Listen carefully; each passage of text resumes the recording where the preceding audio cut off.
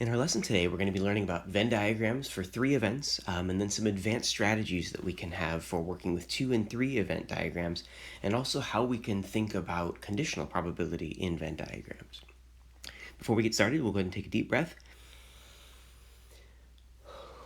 I'll remind you guys that you're going to get through this, that you're going to learn these things, that we're going to continue to grow in our understanding and knowledge of probability. So before I go any further with Venn diagrams, I want to make sure that we understand sort of the purpose of a Venn diagram.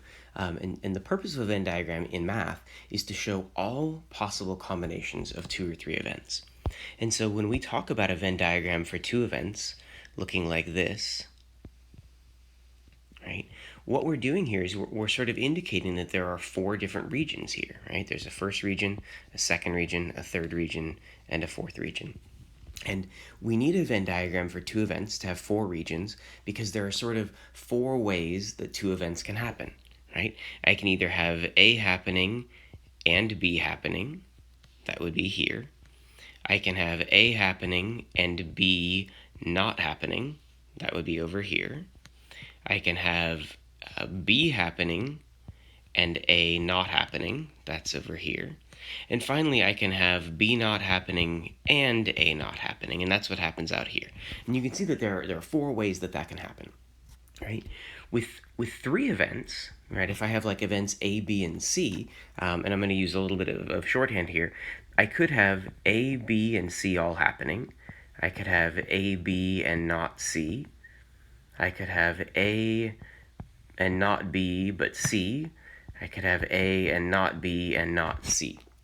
I'm not going to say all of these out loud, just because I don't want this to be super repetitive. But at the end of the day, what we're going to find is that there are 8 ways, 1, 2, 3, 4, 5, 6, 7, 8, 8 ways that we can have 3 events either play out or not play out. And that means that when you do a 3-event Venn diagram, you're going to have these 3 circles. But I think the thing that I want you to notice is that when I draw these 3 circles like this, there should be 8 total regions. We've got 1, 2, 3, 4, 5, 6, 7, 8 regions. I don't know that I need to say a whole lot more about what a Venn diagram is, but I do want to point out here, because as IB students, you'll need to do your math exploration, your IA. There are a lot of interesting questions that can come out of Venn diagrams. We know what makes them mathematically valuable, this idea that they show all possible combinations of events. So can a Venn diagram be made from more than 3 events? Do Venn diagrams exist that use other shapes? There are a lot of questions that we can ask about sort of the usability of math diagrams. And I want to point out to you guys that Venn diagrams are something that are fairly simple, but have the ability to sort of be expanded on. So if there are questions that are coming to mind you that you're curious about, I would encourage you to sort of engage with those questions and think about them, because this could be a place that you could look and explore as we get further into the class. With all of that said, we're now going to come back to our lesson proper, and we're going to be looking here at an example of a Venn diagram that'll use 3 events.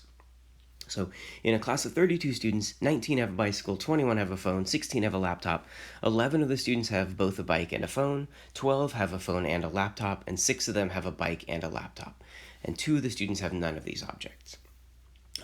And almost before I even get into the questions, I want to begin with a diagram. And you guys saw me do this in the past, where we build a diagram, we finish the diagram, and then we read the questions in light of the diagram and answer them using that diagram. So I'll go ahead and draw my Venn diagram here. And because there are going to be 3 circles, you really want to make sure that you're making the intersections large enough to really fit things in them. So when you're drawing this, make sure that you don't make that center section like super tiny. There's really no need for these sections out here to be like huge. Even this one I made a little bit small, but please don't feel like you need to have the center of your Venn diagram be really tiny. In fact, it really helps if you have a lot of overlaps, you can fit stuff in. So let's see here. We've got an event about a student having a bicycle, so we'll call that one B. We've got an event for a phone, we'll call that P, and we've got an event for a laptop, so we'll call that one L. Now, because of how much overlap there is in all of these things, it can be really hard to sort of label these numbers anywhere. And so I think a strategy that I'd like to talk about is this idea that it can be really helpful to to sort of start by labeling the innermost part of this thing. So this super intersection here, do we know how many things fit into this category? We don't, and if we look at the questions, we can see that's actually asked in part A. So one of the strategies here is going to be, let's go right from the beginning of the problem and label the center of this thing X, as if to indicate, I don't know how many things are there, so let's give that thing a name, and then let's see if we can use that variable to note other things as well. So for instance, I might not know what this amount here is, but instead of labeling it Y, let's see if we can relate it to X. So let's think for a moment. What does this region here represent? This entire region represents students that have both a bike and a phone. And we're told in the problem that students with a bike and a phone, let's see here, a bike and a phone. 11 of the students have both a bike and a phone. So that means that this whole region is 11. So what expression could I give to this region up here? Hopefully you guys recognize that this could be 11 minus X. Okay? And that means we can do really similar things for this section and for this section. So I'd recommend you pause the video and make sure that you can come up with what those labels are, and then come back and check them. So the next bit of information given in the problem is that 12 of them have a phone and a laptop. So that would be over here. This whole region needs to be 12. And so I'm going to put 12 minus X here. I'll do a similar thing next. 6 have a bike and a laptop. So the bike and laptop intersection is this part.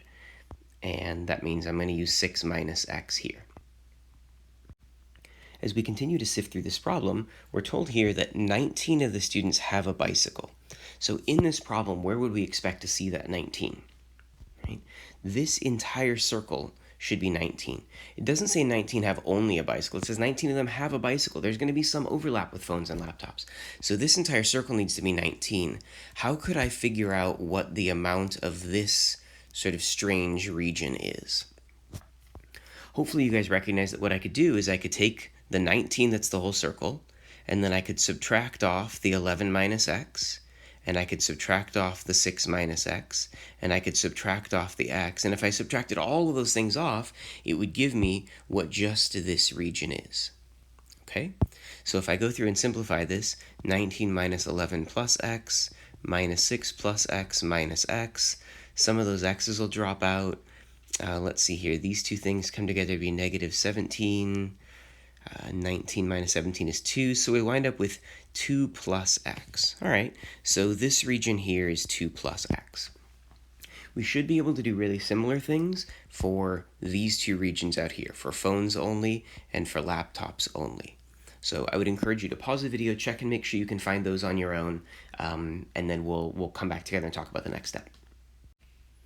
So next I'm going to use that the problem told me that 21 of them have a phone, right? So that means that 21, the whole for phones, I'd have to do 21 minus 11 minus X, minus 12 minus X, minus X,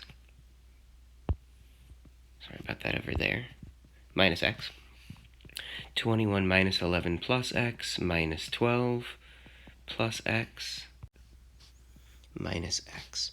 These two things are negative 23, so these are going to cancel. It looks like we're going to wind up with X minus 2 here. So this region is X minus 2, and we'll do a similar thing down here for the last one. We had 16 total that had a laptop, so we'll have 16 minus 6 minus X, minus 12 minus X, minus X, 6 plus X, minus 12 plus X, minus X. Same story. These drop out. These combine to be negative 18. So here we're also going to have X minus 2. The very last thing that we don't have included here is the sort of the outside region. And we're told in the problem that 2 of the students have none of these objects. So that means way out here we have 2. Okay, so now we've sort of filled in our whole diagram, we've got X's everywhere, and so now I need to come up with an equation that relates all of this stuff together. So looking back at the problem, do you see how we're going to do that? Hopefully you guys noticed that right at the beginning of the problem, it told us that there's a class of 32 students, right? So how can I use that information to solve for X and figure out what that thing is? And hopefully you recognize that what we can do here is I can effectively add together all 8 of these regions, right? 1, 2, 3, 4, 5, 6, 7, 8. If I add all 8 of those things together, I should wind up with 32. And while that's going to be a big, long equation, it's not going to be a hard equation, right? We can solve that thing. So let's pause the video, take a moment to do that now, and find out what that value of x is. So what we're going to have here is we're going to have 32, the number of students that we have total, should be equal to 2 plus x, plus 11 minus x, plus x minus 2, plus 6 minus x, plus 12 minus x, plus x minus 2, plus 2. I basically just put all 1, 2, 3, 4, 5, 6, 7, 8. Put all 8 of the things together into one equation, set it equal to 32. And now I can sort of go through and combine our like terms here. So it looks to me like we're going to have positive x and negative x, so those are going to drop out. There's another positive x and a negative x. Here's another positive x and a negative x. So at the end of the day, there's just a single x that's here, and now we have to deal with all of the numbers that we have. Looks like I have a positive 2 and a negative 2, and another positive 2 and a negative 2. Looks like all that survived was this 11, this 6, and this 12. If I put all those things together, I wind up with 29, so x plus 29, and that means that x has to be 3. And that's not like the end of the problem, but it means that I found out what x was. So personally, what I like to do is I like to go back and redraw my Venn diagram and use this so I can actually figure out what all the numbers are. So I'm going to erase some things and make a little room for myself here, and then I'll redraw that Venn diagram. So I will have my circle for bikes, my circle for phones, my circle for laptops. And knowing now that x is 3, I can go back and say, well, this has got to be 5 because it's going to be 2 plus 3. This here has to be 8 because it's 11 minus 3. The x minus 2, that'll be 3 minus 2, which is 1. I'll get 3 here, 3, 9, 1, and 2. And if you want here, you can actually sort of check your work by adding all these numbers up and making sure that they add up to 32. So now that I have all of this information, we can really go back to the questions and we can answer the questions and figure out what they're actually looking for. So coming back to our questions here. Question A asked, how many students have a bike, a phone, and a laptop? At this point, this question is like trivially easy, right? We did all of this work. The answer for part A is 3. We can see that really, really clearly. Part B, given that a student has a phone, what is the probability that they also have a bike? So I mentioned that in this video I was going to talk a little bit about conditional probability, right? So this question is saying, what is the probability of bike given that they have a phone? Okay, and remember what we said in our lesson on conditional probability. Anytime you're doing conditional probability, I want you to think of it as a restriction of the sample space, right? So in this one, we are restricting ourselves to the phone world.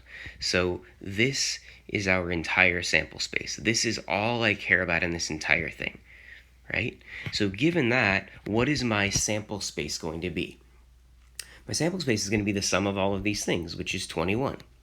Now, in that universe, in this sample space, within here, how many of those things are bikes, right? Well, in that space, the only things that are bikes are these things over here, right? So that means I'm going to put 8 plus 3, which is 11 on top. And that's the end of that one. I don't need to use a formula for it. I don't need to make anything fancy come out of that. I can just come up with that answer. And if you're looking to show your work, if you're worried that you're not showing your work, you could easily do something like putting 8 plus 3 on the top, and on the bottom, 8 plus 3 plus 9 plus 1. I think that's a really easy and straightforward way of showing that you were using your diagram and coming up with this answer. Okay. Part C, what proportion of students with laptops only have a laptop? So this last question is effectively asking, what's the probability of having only a laptop given that you have a laptop? So if I wanted to sort of write that out at all, I suppose I would say that this is the probability of only laptop given laptop. And same thing as before, I want to look at this as a restriction of the sample space. Okay, so I need to restrict myself to the laptop sample space. So this is now the sample space, right? So that means my denominator is the 3 plus 3 plus 9 plus 1. And the numerator is supposed to be only laptops. Only laptops is just this region here, which means it's 1.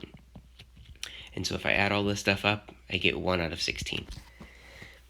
I know this was a really long problem, but there were a lot of strategies, a lot of little algebra that we needed to work through. I hope you guys saw that this problem was really pretty straightforward. We're going to do another problem similar to this one. It's only going to be 2 events, so it'll be a little bit shorter, but it uses that same idea. So that's where we're going to go next. So parts A and B of this question are going to be really similar to the problem that we just did, and part C is going to be something really different. So I want to encourage you to pause the video and try doing this one on your own, at least the building of the Venn diagram, and then we'll go through A and B, and then we'll talk about how to do C out of all of that.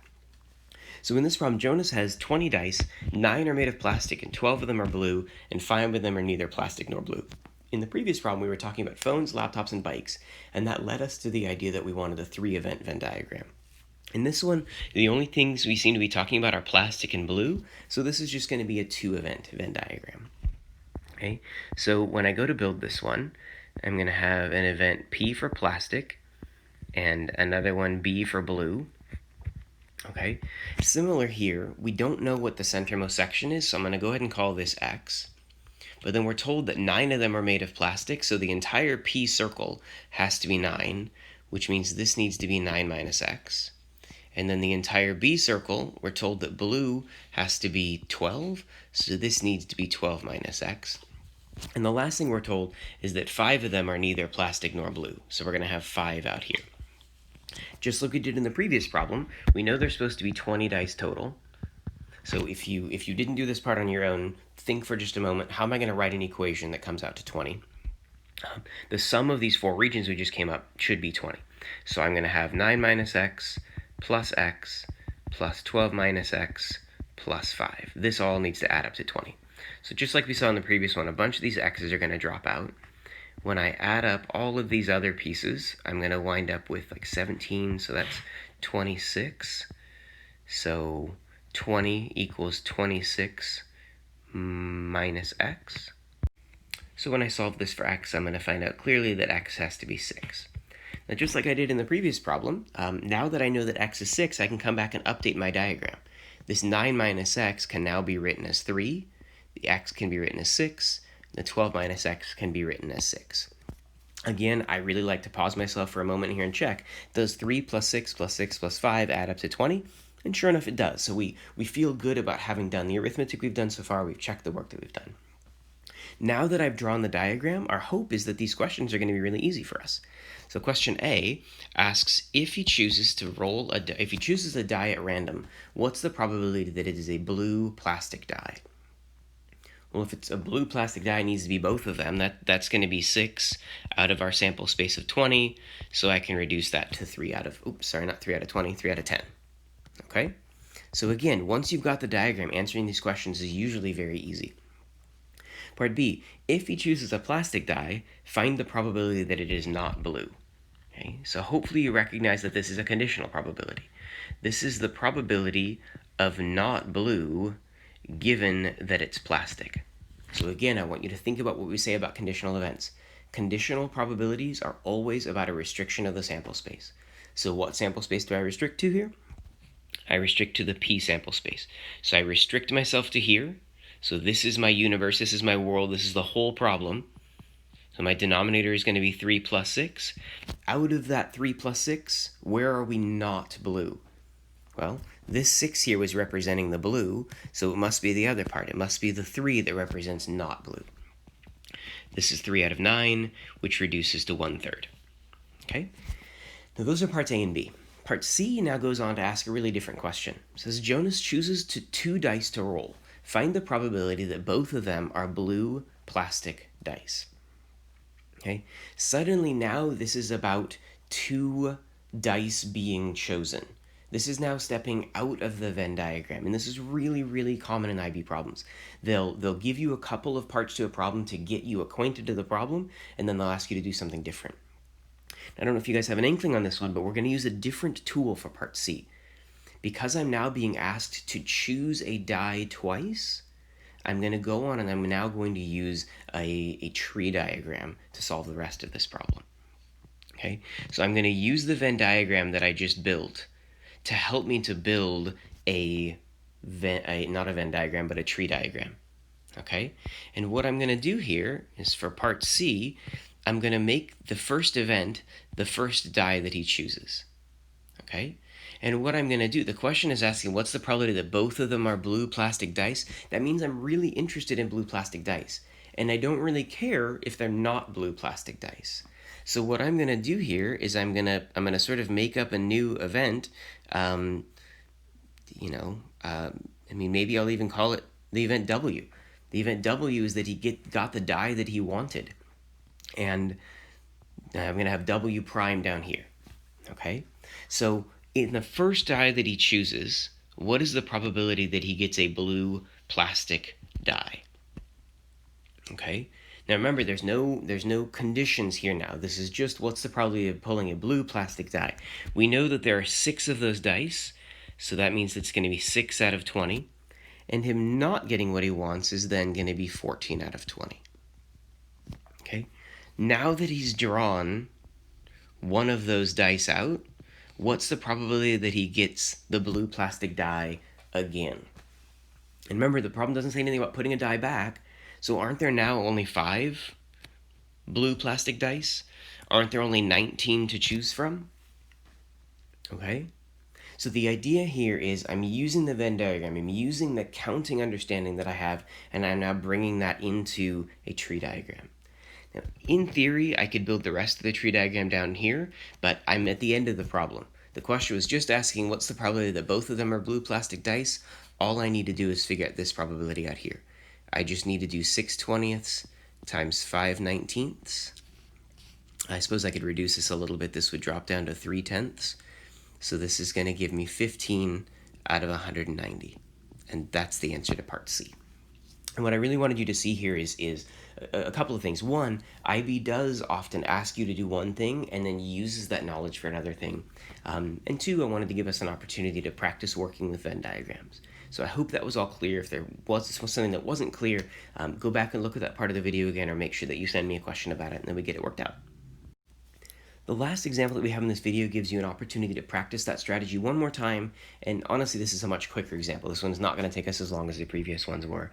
So I would encourage you to pause the video, sort of figure out what you can write down in a Venn diagram here, use the strategy we did before of defining a variable, and see where you wind up. Remember, if you don't know how to do this, and you're just like, but I don't know how to find that, that's okay. Build the Venn diagram. Write down what you can. You might be surprised at how quickly you can find it, and even if you can't, you're looking at getting partial credit. So when I go to make our Venn diagram here, I'm going to have my M event, and I'm going to have my N event. Okay? And they didn't tell me what the intersection is, but the intersection is always like the thing that helps us most here. So I'm going to call this X. And now that I've got that X, I'm told that the probability of M is 0.4. So that means the entire M circle is 0.4, so I can do 0.4 minus X here. Similarly, I'm told that the probability of N is 0.8, which means the entire N circle is 0.8, so this crescent is just going to be 0.8 minus this central X region. The next thing we're told is that the union is 0.9, but remember the union represents all of this. So what equation can I write that uses 0.9? Right? 0.9 should be equal to the sum of these three regions. So we'll have 0.4 minus x plus 0.8 minus x. As we've seen happen on many of these problems, some of the x's are going to cancel out. I've got a positive and a negative there. Looks like I'm going to have 0.9 equals 1.2 minus x. Moving some things around, I'm going to find that x has to be 0.3. Just like we did in the previous problems, I can now use that information to go back and update my Venn diagram. Right? This 0.4 minus 0.3 is going to be 0.1. This center region is 0.3. This out here is 0.5. I double check for myself that the sum of these three things is 0.9, which it is, and then I remember that all probabilities have to add up to 1, which means that outside of the Venn diagram has to be 0.1. Now all that's left to do is for us to figure out what the probability of not m given not n is. And we could use formulas for this, but again, I want to point out to you that the formulas aren't necessary all the time. If we think about conditional probability as a restriction to the sample space, I'm restricting myself to the sample space of not n. So think in this Venn diagram, where is not n? Right? Not n is basically everything that's not n. So not n is effectively this crescent and all of it's basically everything that I didn't cross out here, right? So I'm restricting my sample space to 0.1 plus 0.1. This is the whole sample space. Within all of that sample space, where do I have not m happening? Well, this is the part that is m, so this must be the part that's not m. 0.1, this is 0.1 over 0.2, which means this is 1/2. You can totally have done this problem using the formulas and using all of that stuff, but I find, and a lot of students find, that using Venn diagrams to gather their thoughts and then think about them ends up being an easier way to get through it. So hopefully at the end of this video you've got a better sense for how you can use Venn diagrams and some other strategies to work with them. If you've got questions, please make sure you let me know and I'd be more than happy to help. Best of luck in your work.